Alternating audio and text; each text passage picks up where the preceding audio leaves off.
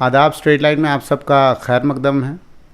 हम बबोर में हैं आज, और आज हम उमर इकबाल से मिलने आए हैं। एक ऑर्फन की, जिसके सर से जो है बाप का साया हट गया, और उसके बाद तालीम हासिल करने के लिए ऑर्फन एजू में पढ़ा, और उसके बाद पढ़ने के बाद एक मकसद से अपने गांव में वापस आया, और आज अपने गांव में जो है वापस बच्चों को, जो शायद उस दौर में बहुत नामुमकिन सी चीज़ थी कि एक अच्छी तालीम मिले किसी बच्चे को, वो सब बच्चों का सपना जो है पूरा करने के लिए वापस अपने गांव में आए हैं, और एक छोटा सा एक स्कूल जो है यहाँ पे शुरू किया है। आज हम इनसे बात करना है, इनसे ये भी जानेंगे किस तरीके से ख़ास तौर पे ये आइडिया इनके दिमाग में आया, किस तरीके से इन्होंने यहाँ पे स्कूल को शुरू किया, और शुरू करने के बाद कौन कौन सी मुश्किलात जो है इनके सामने आई, और उसके बाद किस तरीके से इन्होंने वो सारी मुश्किलें आज तक फ़ेस की, और ख़ास तौर पे कोरोना में जिस तरीके से स्कूल बंद रहे, क्योंकि जब स्कूल नहीं चले तो बहुत सारे लोगों की जो है नौकरियां भी चली गई। उसके बाद जो फ़ी का मसला है वो तक नहीं जो है बहुत सारे लोग दे नहीं पाया, तो उस वक्त स्कूल किस तरीके से खड़ा रहा। तो ये सब बातें हैं जो हम इनसे करेंगे, और करिकुलम के बारे में भी बात करेंगे, किस तरीके से यहाँ पे पढ़ाया जाता है, बच्चों को किस तरीके से ग्रूम किया जाता है, और मकसद क्या है। ये सब बातें आज हम उमर इकबाल से करने जो है बबोर आए। उमर इकबाल, आपका खैर मकदम है स्ट्रेट लाइन। बहुत बहुत शुक्रिया आपका, आप हमारे स्कूल में विज़िट किया आपने। उमर जी, सबसे पहले मैं आपसे सवाल पूछूंगा कि इरादा क्या है, मकसद क्या है, क्योंकि आपने अपनी एजुकेशन जो है यतीम खाने से जो है अपनी तालीम हासिल की, और उसके बाद कश्मीर से आपने तालीम अपनी हासिल की है, और कश्मीर में तालीम हासिल करने के बाद आप हायर स्टडीज़ में भी जा सकते थे, आगे और तालीम हासिल कर सकते थे, और AP असिस्टेंट प्रोफेसर, टीचर, अलग अलग शोबे जो हैं गवर्नमेंट इदारों में आप फाइज हो सकते थे। लेकिन वापस अपने घर आना, और उसके बाद इस गांव के जो हालात हैं, उस हालात के बीच में जो है स्कूल को तश्कील देना, और स्कूल को तश्कील देने के बाद जो भी, क्योंकि एक जगह पे स्कूल बनाना और उसको फिर चलाना ये बहुत बड़ा काम है, तो उसके बाद उसके अखराजात जो है वो पूरे करना, तो ये सब मुश्किलें तो हैं। आप सिर्फ हमें ये बताएं किस तरीके से आपने ये जो है ये स्कूल बनाने का सोचा, और क्यों सोचा, और आज का क्या स्टेटस है स्कूल का। जी, स्कूल का आइडिया मुझे ड्यूरिंग ग्रेजुएशन आया, जब मैंने यहाँ के लोगों की हालत देखी। यहाँ के लोगों का जो इंक्लिनेशन थी वो तालीम की तरफ नहीं थी। कुछ ऐसा देखने को मिल रहा था कि they are not interested in educating their kids. तो ये सब हालात जब मैंने देखे तो इनिशियली ये ख्याल आता था मेरे जहन में कि किसी को सामने आना चाहिए एक अच्छे इनिशिएटिव के साथ, और हम उसकी हेल्प करेंगे। लेकिन बाद में इस पर और मज़ीद सोचने के बाद मैं इस नतीजे पर पहुंचा कि I must come forward and do something for the society. तो फिर और मज़ीद सोचने के बाद इस कंक्लूजन पर पहुंचा कि एक स्कूल के ज़रिए हम ये काम कर सकते हैं, तालीम को आम कर सकते हैं, और तालीम के ज़रिए ही बाकी डेवलपमेंट्स हो सकती हैं।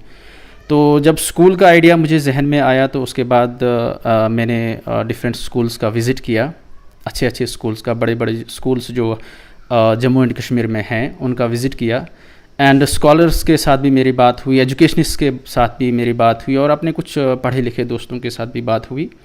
तो उनका रेस्पॉन्ड जब पॉजिटिव आया तो फिर मैंने शुरुआत की। शुरुआत में 20 बच्चे थे, और आज अल्हम्दुलिल्लाह हमारे पास 230 बच्चे एनरोल्ड हैं। जब आपने शुरुआत की ख़ासतौर पर स्कूल की, मैं उस दौर की बात करूँगा, उस वक्त की बात करता हूँ कि उस वक्त क्या कोई ऐसी अड़चन थी कि जब आपने हार मान ली हो कि भाई अब तो बहुत मुश्किल है, अब मैं ये काम नहीं कर पाऊँ। देखिए, एक इंसान की सोच ऐसी होनी चाहिए कि करने वाली ज़ात अल्लाह है। बस इंसान को कोशिश करते रहना चाहिए। इंसान की कोशिश ये होनी चाहिए कि जो काम अल्लाह ने उसे सौंपा होता है उस काम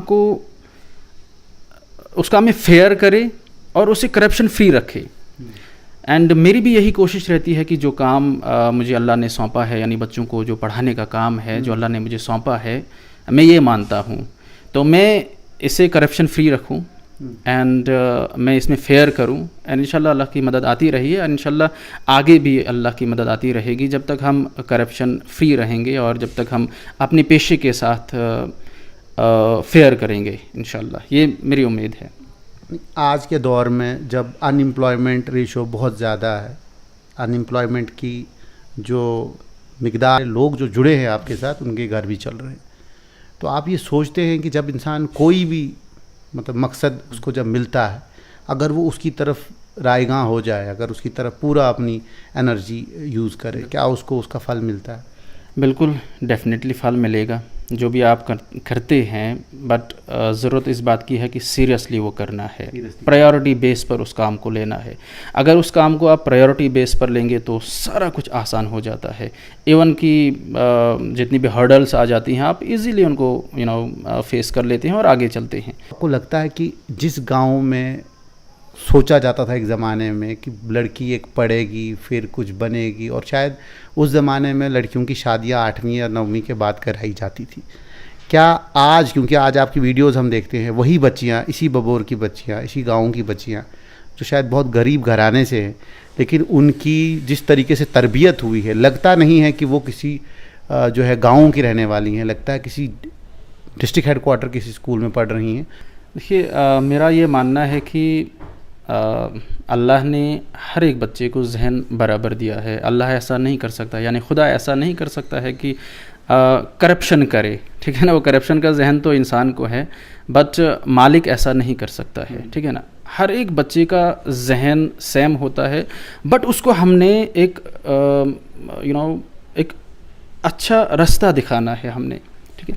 अगर उस बच्चे पे वर्क किया जाता है, सही से वर्क किया जाता है, मैंने ऐसे बच्चे भी देखे हैं कि जिन्हें बिल्कुल भी कुछ याद नहीं रहता था, लेकिन जब उनको मोटिवेशन दी जाती है तो मोटिवेशन से बच्चा कुछ भी कर सकता है। बहुत सारे हमारे ऐसे स्टूडेंट्स थे जो जब हमारे स्कूल में एंटर हुए, इवन मैं आपको एक बात बताना ज़रूरी समझूंगा कि एक पेरेंट हमारे पास अपनी बच्ची को लेके आते हैं और कहते हैं कि ये मेरी बच्ची है, आपके हवाले है। अब मैंने काफ़ी सुना है आपके स्कूल के बारे में, तो ये आपके हवाले है, तो इस पे वर्क कीजिएगा, इसे अच्छा स्टूडेंट बनाइए आप। तो मैंने कहा कि कोई बात नहीं। फिर जब उस बच्ची से हमने थोड़ा सा इंटरेक्शन की, उस वक्त तो बच्ची से हमने कहा कि अब बच्चों से पूछते हैं कि जिस स्कूल से आते हैं कौन वहाँ पर अच्छा था, तो वो बच्ची कहती है कि जब हमने उससे कहा कि आप अच्छी स्टूडेंट हैं या क्या, कितना आता है आपको, वो वहाँ से कहती है कि मुझे ज़्यादा नहीं आता है, मैं काबिल नहीं हूँ, ऐसे उसके अल्फाज थे, मैं काबिल नहीं हूँ, मेरी बहन को अच्छा आता है, मुझे नहीं आता है। तो आज अगर आप उस बच्ची के पास जाएंगे, इतना कॉन्फिडेंस लेवल बिल्ड हुआ, इंसान हैरान हो जाता है। वो बच्ची जो ये कहती है कि मुझे नहीं आता है, मेरी बहन को आता है, वही बच्ची आज राइट अप्स लिखती है, वही बच्ची आज टीचर्स को आगे से सवाल करती है, क्रॉस क्वेश्चंस करती है। अल्हम्दुलिल्लाह बिल्ड बच्चा होता है, बट उसको रास्ता दिखाना होता है। बिल्कुल। क्या आपको लगता है कि बच्चे का जो मेन काम, मतलब बच्चे के ऊपर जो मेन काम करने वाला वो उस्ताद होता है, तो इस जगह के ऊपर अच्छे उस्ताद ढूंढना, क्योंकि देख तो उन उस्तादों को किस तरीके से आपने ढूंढा और किस तरीके से वो बच्चों को जो है ग्रूम करते हैं? बिल्कुल, बहुत बेहतरीन क्वेश्चन है। ये बात मेरे जहन में बार बार आती है। देखिए, एक तो ये है कि मैंने कभी भी ऐसा नहीं किया कि किसी टीचर को हम तंग करें, पे के हिसाब से। हर एक टीचर की ज़रूरत होती है। देखिए, ज़रूरत तो हर इंसान को होती है, तो मेरी कोशिश ये रहती है कि एक तो पे अच्छी हो, टीचर्स को एक अच्छी पे मिले, एंड दूसरा ये है कि टीचर्स को भी ये रियलाइज़ कराया जाए कि हमारा कितना बड़ा मकसद है। हमारे जितने भी टीचर्स हैं उन्हें मैंने बता दिया है कि आप कितना बड़ा काम करते हो। उनसे मैंने कहा है कि ये जो बच्चे हैं, ये सिर्फ बच्चे नहीं हैं, ये हीरे और जवाहिरात हैं जो पेरेंट्स ने हमारे हवाले किए हैं। अब सिर्फ हमने उनको तराशना है। तो उन सब टीचर्स को मैं हमेशा ये कहता हूँ कि एक अमानत के तौर पर समझना है, इस बच्चे को अमानत के तौर पर समझना है, इसमें ख़यानत नहीं करनी है। जी, ख़यानत नहीं करनी। तो आपको लगता है कि मतलब मैं बबौर की बात नहीं करूँगा, मैं डोडा के उन गाँवों की भी बात करूँगा जिन गाँवों में शायद आज तक वो बच्चे जो हैं मज़दूरी के अलावा उन्होंने कोई चीज़ देखी नहीं है, कि 8वीं तक पढ़े, 6ठी तक पढ़े, फिर लद्दाख या कहीं पे जाके मज़दूरी करने गए। और जो डेटा भी यही कहता है 60 से 70% लोग जो डोडा डिस्ट्रिक्ट हेडक्वार्टर के हैं, जो गाँवों में रहते हैं, रूरल एरियाज़ में रहते हैं, वो सारे मज़दूर हैं। तो क्या आपको लगता है कि आने वाले वक्त में IAS officer, KS officer, army, police, जितने भी प्रोफेशंस, गवर्नमेंट प्रोफेशंस हैं, उनमें इन बच्चों में वो सलाहियतें हैं कि वहाँ पहुँच सकती हैं? और दूसरी बात, हमें क्यों ये सुनने में हर वक्त आता है कि ख़ास तौर पे जितने भी उस्ताद हैं जो इन इलाक़ों में काम करते हैं, कहीं ना कहीं उनकी इनएफिशिएंसी है। मैं गवर्नमेंट के नहीं, मैं जितने भी उस्ताद हैं, क्योंकि देखें कोई भी इनिशिएटिव होता है उसमें कहीं ना कहीं उस्ताद का मेन रोल होता है, तो कहीं ना कहीं उनमें कमियां हैं जिसकी वजह से जो हैं ये बच्चे जिनमें की सलाहियतें हैं लेकिन उनको रास्ता नहीं मिलता। जैसे आपने खुद कहा कि रास्ता उनको दिखाना पड़ता है, तो वो रास्ता दूसरी जगहों पे क्यों नहीं दिखता है? वो जब कोई किसी मिशन लेके चले तब जाके दिखता है। इसमें क्या, ये दो सवालात हैं। देखिए, ऐसा नहीं है कि हर जगह ऐसा है कि सही टीचर मौजूद नहीं है। बहुत सारे ऐसे टीचर्स हैं, मेरी नज़रों में बहुत सारे ऐसे टीचर्स हैं, इवन जो गवर्नमेंट टीचर्स हैं वो अपनी जेब से निकाल कर खर्चा देते हैं इन बच्चों को, क्योंकि गवर्नमेंट स्कूल्स में अक्सर व बेशतर वो बच्चे पढ़ते हैं जिनका फैमिली बैकग्राउंड थोड़ा पुअर होता है। तो बहुत सारे ऐसे टीचर्स वर्क कर रहे हैं। अगर कोई टीचर वर्क नहीं कर रहा है, वो हमारी जिम्मेदारी बनती है कि हम उनको भी गाइड करें। ऐसा नहीं है कि सिर्फ बच्चों को गाइड करना है। अगर आपको कहीं नज़र आ रहा है कि टीचर्स सही काम नहीं कर रहे, ये हमारा काम बनता है। एक सोसाइटी, वी आर सोसाइटी, ये हमारा काम है। हमने मिलजुल कर उनको भी समझाना है, जिस तरह हम बच्चों को समझाते हैं उनको भी समझाना है कि what is the right and what is wrong. तो अगर हम इस पर भी वर्क करना शुरू कर दें तो बईद नहीं कि बड़े बड़े इंजीनियर्स और डॉक्टर्स एंड बाकी जो प्रोफेशंस हैं वो हासिल करके बच्चे निकलेंगे इंशाअल्लाह। जैसे उमर जी, देखा गया है डोडा में ख़ास तौर पे 3 प्रोफेशंस के लिए जो हैं बच्चे ज़्यादातर तैयार किए जाते हैं, या तो KS या डॉक्टर या इंजीनियर। उसके अलावा भी जो है नेवी, एयरफोर्स, अगर आप देखें करोड़ों jobs, FCI, food corporation of India, इसके अलावा बहुत सारे एवेन्यूज़ हैं जिसमें डोडा के बच्चे बहुत कम अप्लाई करते हैं, या तो उनको मालूम ही नहीं होता इन इलाकों का। जैसे NDA है, ठीक है, जिसमें अच्छी सैलरी होती है और रुतबा भी अच्छा होता है। तो ऐसी कौन सी कमी है? मैं आपको सेंट्रल लेवल के स्कूल्स की बात कर रहा हूँ जो बाज़ाब्ता सेंटर में है, डोडा के बिल्कुल सेंटर में, उनसे भी वो बच्चे निकल नहीं पाते हैं। और दूसरा जो हमारे नीट के एग्ज़ाम होते हैं उनमें भी जब हम रेशो देखते हैं डोडा के बच्चों की बहुत कम होती है। तो क्या लगता है आपको कि भाई बच्चे का जो जहन है वो नर्सरी से ही बनाना पड़ता है उस लेवल के लिए? दूसरी बात, बच्चे के टैलेंट को आइडेंटिफाई करना, आपको लगता नहीं है कि काउंसलिंग बच्चे को जो है नर्सरी से मिलनी चाहिए रैदर देन जब हम उसको 10th में बोलते हैं तो उन्हें मेडिकल रखना है, नॉन मेडिकल रखना है? ये मैं मतलब आपको सवालात पूछ रहा हूँ जो शायद बच्चे के जहन से ये चीज़ें निकलती हैं। देखिए, इसके लिए तो अवेयरनेस की ज़रूरत है। कहीं पे भी अगर हम लैक कर रहे हैं, that is because of the unawareness.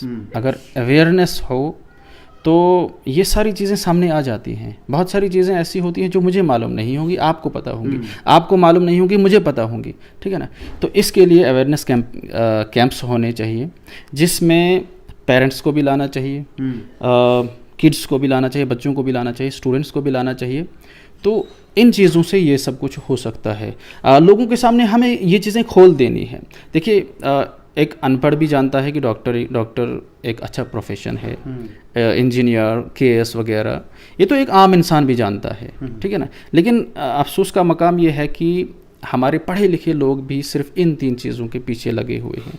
Even कि हमारे पास बहुत सारे बाकी प्रोफेशंस हैं, ये सिर्फ अनअवेयरनेस की वजह से है। अगर अवेयरनेस हो तो ये सारे काम हो सकते हैं। आपको लगता है कि इन गाँवों से भी बच्चे जो हैं हर जगह हर फील्ड में एक्सेस कर सकते हैं? बिल्कुल कर सकते हैं, बिल्कुल कर सकते हैं। मैंने खुद देखा है, बिल्कुल कर सकते हैं अगर अवेयरनेस हो तो। अगर अवेयरनेस हो।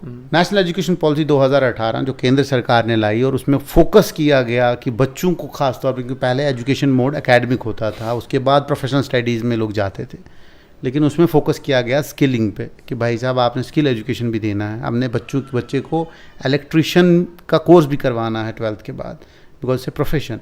क्या आपको लगता है कि नेशनल एजुकेशन पॉलिसी में जो ये स्किलिंग वाला पार्ट है, ख़ास तौर पे, जैसे कारपेंटर है, जो लोकल लेवल के काम है, बच्चे को वो भी सिखाना है, वो 10th और 12th में सिखाना है। गवर्नमेंट इदारों में अभी है, अभी प्राइवेट इदारों में भी ये चीज़ें आ जाएंगी। क्या आपको लगता है गवर्नमेंट का डिसीजन बिल्कुल सही है? बिल्कुल सही है, बहुत ही बेहतरीन है, क्योंकि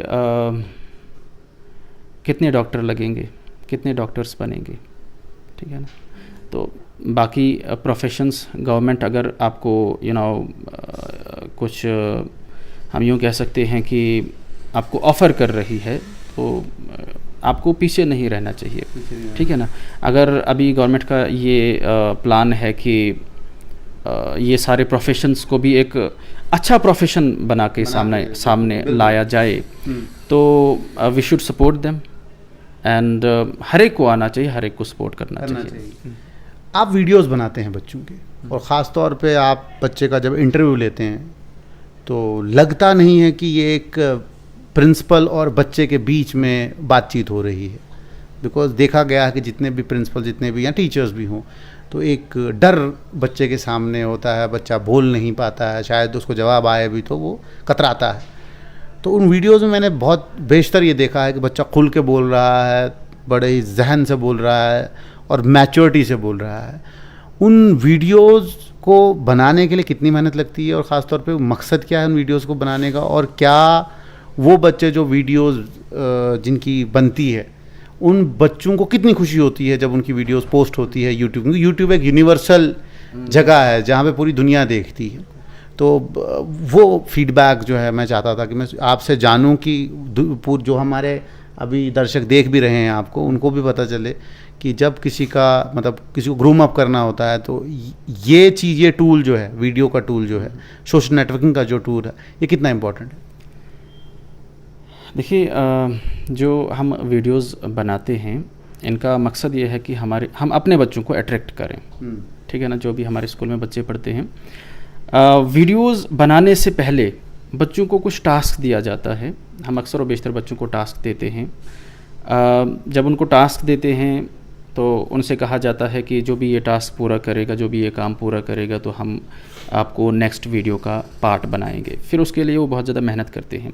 टास्क क्या दिए जाते हैं? एजुकेशनल टास्क दिए जाते हैं, या कोई और टास्क। लाइक हमें पिछली मरतबा एक बच्चे के पेरेंट्स की तरफ से कंप्लेंट्स आ रही थी कि बच्चा बहुत ज़्यादा मोबाइल फ़ोन यूज़ कर रहा है, तो इसे कुछ नसीहत कीजिएगा। तो फिर हमने उस बच्चे को अपने सामने बुलाया, फिर उसके साथ बात की, फिर उसको हमने ये बताया कि अगर आप मोबाइल फ़ोन यूज़ करना बंद कर देंगे या कम कर देंगे तो हम आपका इंटरव्यू लेंगे। तो इंटरव्यू देना हर एक बच्चे का मकसद बन चुका है हमारे स्कूल में, अल्हम्दुलिल्लाह। लेकिन देखा गया है, मतलब काटूंगा, अब आप इसको कैरी ऑन करना, देखा गया है बच्चे बहुत शाई होते हैं, वो कैमरे के सामने आने में बहुत कतराते हैं। तो आप यहाँ पे स्टेटमेंट दे रहे हैं कि वो बड़े एक्साइटेड होते हैं इंटरव्यू के लिए, ये किस हद तक सही है? एक असल में अगर माहौल बनता है, पहले तो शाय थे, बिल्कुल दे वर शाय, बट एक माहौल जब क्रिएट होता है तो फिर ये चीज़ें मुश्किल नहीं दिखती हैं। एक माहौल जैसा हमने अल्हम्दुलिल्लाह बनाया हुआ है, तो इसी वजह से अब बच्चा हर एक एक्साइटेड होता है कि मैं नेक्स्ट वीडियो का, जब मैं अपना वो याद आता है मुझे, अपना बचपन मुझे याद आता है, तो कुछ ऐसे काम, उन दिनों तो वीडियोज़ वगैरह का ये था नहीं, तो कुछ एक्टिविटी अगर स्कूल में कराई जाती थी हम पीछे रहते थे, ठीक है ना, क्योंकि माहौल नहीं था। अगर माहौल होता है तो इंसान, ये बच्चे ये सारी चीज़ें अडॉप्ट कर लेते हैं। तो अल्हम्दुलिल्लाह हमारा माहौल बनाया हुआ है, तो इस वजह से ये है। तो बच्चे वीडियोस के लिए तैयारी करते हैं? फिर नहीं, हर एक वीडियो के लिए हम तैयारी नहीं कराते हैं, तैयारी बिल्कुल भी नहीं कराते हैं हम। हाँ, बच्चे को कंसेप्ट दिया जाता है कि what kind of questions you will be asked there. बच्चा अपने जहन में खाका जैसा बनाता है, आफ्टर दैट उनका वो इंटरव्यू लिया जाता है। पूरा प्रिपेयर करता है, used to prepare each and everything, मतलब वो हर एक चीज़ उसका पार्ट का पढ़ता है? नहीं, हर एक चीज़ वो नहीं पढ़ता है। अलबत्ता जब उसको आइडिया दिया जाता है, एक आइडिया उसको दिया जाता है कि किस किस्म के क्वेश्चंस आपको दिए जाएंगे, और हमारा ये मतलब किस किस्म के क्वेश्चंस आपको एक्सटेम्पोर टाइप का एक इंटरव्यू हाँ होता हाँ है। बिल्कुल एक्सटेम्पोरी होता है, एक्सटेम्पोरी होता है कंप्लीटली, बिल्कुल। तो क्योंकि जितना भी वीडियो मैंने देखा है वो लगता है कि वो बिल्कुल वेल मैच्योर, मतलब हर एक सवाल का जवाब तोल के दिया जाता है उन इंटरव्यूज़ में। इंटरव्यूज़ में हम उन बच्चों को लाते हैं, ऐसा नहीं है कि हम हर एक बच्चे को उठा के फिर इंटरव्यू करते हैं। हम बाज़ाब्ता तौर पर एक ट्रेनिंग देते हैं, ठीक है, उसके लिए ट्रेनिंग सेशन है। हमारी एक क्लास ही अलग है कि बच्चे के अंदर का टैलेंट हम बाहर निकालें। उसके लिए उस क्लास में बच्चों को हम राइटअप्स कुछ लिखने के लिए देते हैं, कोई आर्टिकल ये टॉपिक दे देते हैं जिस पर उनको बच्चों को लिखना होता है। एक तो वो होता है, बच्चे की वो स्पीकिंग स्किल्स देखे जाते हैं। बाकी जो टैलेंट होता है बच्चे का, इनर टैलेंट होता है, उसको देखने के लिए वो क्लास रखी है हमने। तो बाज़ाब्ता तौर पर उस क्लास में बच्चों को प्रिपेयर किया जाता है। तो जिस बच्चे में भी हम थोड़ा सा वो जिस बच्चे में जो भी टैलेंट हम देखते हैं उसी फील्ड में हम लाते हैं उसे। जिस बच्चे में ये हो कि वो इंटरव्यू अच्छा दे सकता है तो उसका इंटरव्यू लेते हैं। जिस बच्चे में हम ये देखते हैं कि वो राइटिंग उसकी अच्छी है तो उसका उसी पे फोकस करते हैं हम। जिस बच्चे का ये है कि वो एक अच्छा डिबेटर बनेगा तो उसको उसी फील्ड में ले जाते हैं। ऐसा नहीं है कि बाकी फील्ड छोड़ देते हैं, हम इन फील्ड्स में भी काम करते हैं। बट जो वीडियोस आती हैं उनमें उन्हीं में उनको अपीयर कराते हैं जिसमें वो होल्ड अच्छा रखते हैं। अच्छा लगते हैं, बिल्कुल उसी बच्चे को वो चीज़ें मिलती हैं जी। तो दूसरी बात ये है कि उमर इकबाल का नाम बबोर में तकरीबन सब जानते होंगे, ठीक है। तो उमर इकबाल का आगे मकसद क्या है ख़ास तौर पे बबोर के लिए, कि बबोर के घर घर में क्या होना चाहिए आने वाले वक्त में? कोशिश तो ये है कि सिर्फ बबोर की कोशिश नहीं कर रहा हूँ मैं, एवन कि जो हमारा जितना भी एरिया आता है, मेरी ये कोशिश है कि हर एक को काबिल बनाया जाए। ठीक है ना, ज़रूरी नहीं है कि हर एक को गवर्नमेंट जॉब दिलाएं हम, वो काम हमारा नहीं है। हमारा काम है बच्चों को काबिल बनाना, ठीक है। तो मेरी उम्मीद है कि जिस हिसाब से हम अभी चल रहे हैं तो इंशाअल्लाह घर घर से एक एफिशिएंट बच्चा निकलेगा, घर घर से इंशाअल्लाह, हमारी उम्मीद है जी। और उमर इकबाल जो है खुद अपने लिए क्या कर रहा है? खुद अपने लिए बस स्कूल के ज़रिए नेकियां कमा रहे हैं। नेकियां कमा रहे हैं। तो कोविड में हमने सुना है कि कोविड में आपने अपनी जो है सैलरी भी कट की है टीचरों को देने के लिए, वो किस तरह की सोच है? देखिए, आपका स्कूल जो है उसके पिलर्स आपके टीचर्स होते हैं। तो अगर आप इन पिलर्स को ही कमज़ोर कर देते हैं तो मेरे ख्याल से ये जो स्कूल की इमारत है वो सारी कोलैप्स हो जाएगी, ठीक है। तो ये जो कोविड का जो दौर आया, ये तो लॉन्ग लास्टिंग था नहीं। तो अगर मैं इसमें ऐसा करता कि टीचर्स को मैं तंग करता, हम यूँ कहेंगे कि तंग करना, तो फिर मेरे ख्याल से स्कूल सही तरीके से आगे चल नहीं पाता। तो क्या फिर बच्चों मैंने ऐसा किया कि ख़ुद मैंने किसी किस्म की पे नहीं ली। जो भी हमें रेवेन्यू जमा हुआ मैंने खुद कुछ नहीं रखा, कई महीनों तक मैंने खुद कुछ नहीं रखा। मैंने ये कोशिश की कि हर एक टीचर को उसकी जितनी पे थी अकॉर्डिंग टू हिज पे वो मिल जाए उसको जी, मिल जाए उसको। तो क्योंकि देखें, स्कूल तब चलता है, प्राइवेट स्कूल्स की बात कर रहा हूँ, जब फ़ी आए तो कोविड में बहुत सारे लोगों की जो है जॉब्स भी चली गई। जो मज़दूर लोग थे उनको मज़दूरी नहीं मिली, बंद था सारा। तो उस दौर में बहुत सारी फ़ीस आपके पास आई नहीं, तो मैनेज कैसे किया? मैनेज, देखिए बहुत सारे पेरेंट्स ऐसे थे जिन्होंने फ़ीस दी। मैनेज तो ऐसे ही, मैंने पहले सवाल का जवाब दिया कि मैनेज करना तो मुश्किल हुआ। मैंने अपनी पे मैंने बिल्कुल भी खुद के लिए कुछ खर्चा नहीं निकाला, कुछ जो मैंने अपनी पे रखी है वो बिल्कुल भी नहीं निकाली। तो उस तरह वो मैनेज हो गया जी। तो आने वाले वक्त में जो इकबाल मेमोरियल स्कूल है आपका बबोर में, उसका आने वाले वक्त में क्या आगे आपका मंसूबा है? क्या आप इस स्कूल को जो है 12th तक ले जाएंगे या 12th के बाद भी कुछ करने का इरादा है? अभी तो आप रेंटेड अकोमोडेशन में आपका स्कूल चल रहा है, तो किस तरीके से ये आगे मंसूबा कामयाब होगा? क्या अभी तक आपको कोई मदद किसी से मिली है या किसी ने आगे हाथ बढ़ाया है आपको मदद करने? अभी जो मेरा मकसद है, प्लान तो बहुत सारे हैं, बट जो मेरा नेक्स्ट यूँ कहूँगा कि पहला स्टेज है, पहला स्टेज हमारा ये है कि अभी 8th तक है तो 10th तक ले जाना है एंड इसे प्योरली साइंटिफिक स्कूल बनाना है। ये पहला स्टेज है हमारा। तो उसके बाद देखते हैं क्या होगा, वो इंशाल्लाह नेक्स्ट डिसाइड किया जाएगा। लेकिन पहले ये है कि आप क्वालिटी पे काम कर रहे हैं। पहले हम क्वालिटी पे काम कर रहे हैं। हाँ, मैं इसमें भी बिलीव करता हूँ कि जो एकोमोडेशन, बहुत सारे दोस्त आते हैं वो कहते हैं कि एकोमोडेशन आपका सही नहीं है, एकोमोडेशन पे भी आप वर्क करो। मैं उनसे ये कहता हूँ कि मैं एकोमोडेशन पे अगर वर्क नहीं कर रहा हूँ, मैं आपको क्वालिटी दे रहा हूँ। आप मेरे बच्चे को देखो, आप उसे चेक करो। आप ये मत देखो कि मेरा ऑफिस कैसा है, आप ये मत देखो कि मेरे स्कूल का ग्राउंड है कि नहीं, आप ये मत देखो कि बच्चा एक किचन में पढ़ रहा है या स्टोर में पढ़ रहा है, आप ये मत देखो। आप ये देखो कि टीचर कैसी क्वालिटी दे रहा है आपके बच्चे को। मेरा उनसे यही जवाब रहता है। उमर साहब, अब ये चीज़ होती है ना, मिसाल के तौर पर देखें, जो इंफ्रास्ट्रक्चर है वो बैकबोन होती है स्कूल की। बेशक क्वालिटी आप क्रिएट करें, लेकिन कोशिश करें कि आने वाले वक्त में ऐसे आपको इंफ्रास्ट्रक्चर है अभी जितना आपको सफिशिएंट चाहिए रिकग्निशन के लिए, लेकिन कोशिश करें इंफ्रास्ट्रक्चर और अपग्रेड हो। और ख़ास तौर पे बच्चों को जो आप सलाहियतें दे रहे हैं उससे वो दिन दुगनी रात चुगनी आगे और उन सलाहियतों को बढ़ाए। मैं आखिर में आपसे जो है एक मैसेज जो आप टीचर हजरात को ख़ास तौर पे देना चाहें, और जो इस प्रोफेशन के साथ अभी लिंक हैं, क्योंकि आपके भी कोई बेस्ट टीचर होंगे जिन्होंने आपको पढ़ाया होगा, जिनसे आपने बहुत कुछ सीखा होगा, जो आपके रोल मॉडल बने होंगे, तो आप उनके लिए और ख़ास तौर पे जितने भी नौजवान बच्चे हैं जो अपनी उस्तादों का अदब नहीं करते हैं, उन बच्चों के लिए आप क्या कहेंगे? देखिए, उस्ताद का अदब जो करते हैं वही लोग कामयाब होते हैं।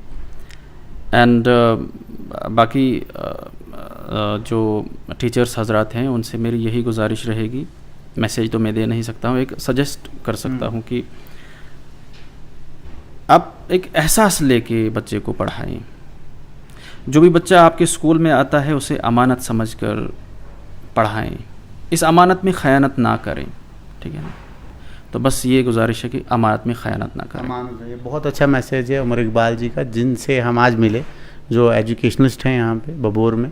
एक छोटा सा गाँव है, लेकिन इस गांव में बदलाव दिख रहा है, और उमर इकबाल ने एक छोटा सा इनिशिएटिव लिया है, जिस इनिशिएटिव की जो भी इनकी हेल्प करना चाहें जो है खुद आके हेल्प कर सकते हैं, ठीक है। और एक ऐसा स्कूल है जिन बच्चों से जब आप मिलेंगे आपको लगेगा कि एक उस्ताद ने इनको पढ़ाया है, क्योंकि मेरा मानना ये है कि उस्ताद ही जो है हर एक को बनाता है। वो हमारे प्रधानमंत्री हों, वो हमारे एलजी हों, वो हमारे डीसी साहब हों या कोई भी हों, सबको बनाने वाला अगर कोई है तो वो उस्ताद है। अगर उस्ताद की आप इज़्ज़त करेंगे, उस्ताद को आप समझेंगे और उस्ताद से वो तालीम लेंगे जिस तालीम के लिए आप स्कूल जाते हैं, तो इंशाल्लाह आने वाले वक्त में जम्मू कश्मीर में जो है कहीं पे भी जो है अनएम्प्लॉयमेंट नहीं रहेगी। आप जुड़ते रहें स्ट्रेट लाइन के साथ, देखते रहें स्ट्रेट लाइन, हम आपको ऐसी शख्सियतों से जो है रूबरू करवाते रहेंगे।